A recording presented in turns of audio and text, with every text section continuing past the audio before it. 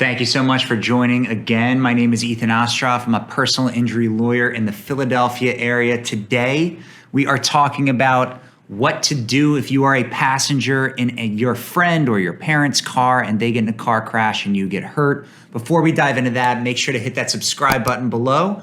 Make sure to follow along where I make sure that your future personal injury case is protected. Nobody ever thinks that they are going to be a plaintiff in a personal injury case, but I want to make sure that your case is protected in the future.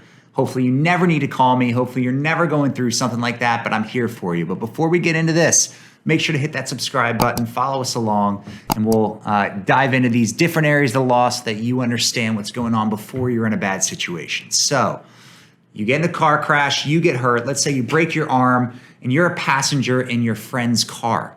And let's say that there is a chance that they either are or aren't at fault and you're just not sure what to do. When these kind of things happen, the first thing that I would recommend that you do is don't look at the situation as if it is about your friend or your parent or anybody anymore. It is about insurance. It's a game of getting yourself paid for the treatment you're going to require and for exactly what you're going to need when you're going through a really tough situation. Nobody wants to go through a car crash. Nobody who crashed that car wanted to put you through a car crash, whether they were at fault or not. And if you don't take care of yourself, which may include, unfortunately, suing the person who was responsible for this, who might be that driver, you are only doing what gets you the insurance benefits that you will inevitably need.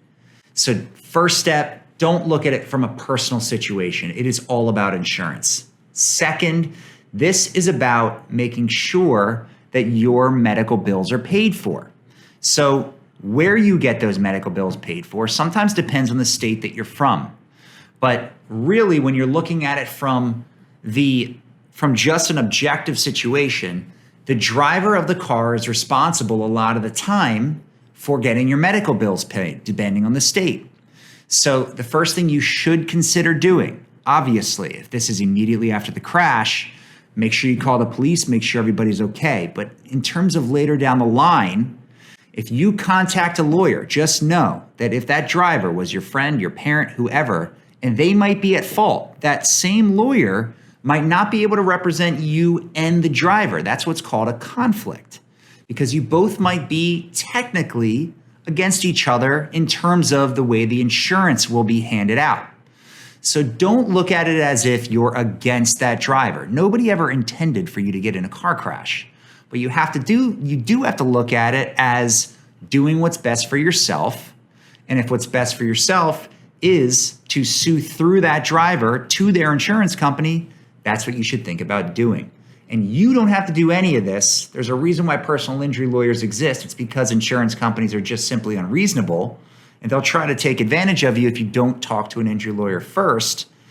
But in terms of setting up your case, first, you would go for the primary responsible party. So let's say that it's a 50-50 situation. Let's say that you're in a car and the driver is going into an intersection. They think that they have the green light. Then another driver goes into an intersection. They also think they have the green light, and you collide. So really, two parts of the lawsuit. Part one, liability, which basically means who is at fault. That's not clear right then and there. Part two, damages. How much is your pain and suffering worth? Just because those drivers, it's not clear who was at fault completely for the crash, you as a passenger, you're definitely not at fault. So you're going to recover either from the other driver who went through that intersection as well, or your own driver, or both. So you don't want to look at either of those insurance companies as if they're your friend, because no insurance company in that situation is your friend. And in addition to those two, you might even be able to tap into your own auto insurance if you have your own auto insurance separate from this whole situation. So first, don't talk to these insurance companies about your injuries. All they care about is their own pockets. They're not going to look out for your best interest. Two, definitely realize this is not about your friend. This is not about your parent. This is not about the other driver. This is just about getting yourself insurance benefits. So in terms of getting coverage, first you would go after the responsible parties. Maybe it's the driver in the car. Maybe it's the other driver. Maybe it's your own insurance company through something called underinsured motorist coverage if you get really banged up and there isn't enough insurance available. So you really want to hire a lawyer who knows how to navigate and try to get you as much insurance benefits as is possible. So I really do hope that you never go through something like this, but know as a passenger in a car, you are never at fault for that crash unless you do something like grab the wheel or something stupid. But you are really never at fault for a crash if you're a passenger in a car. So just know that you are definitely gonna get a recovery if you do get into some sort of incident. It's just a matter of how much.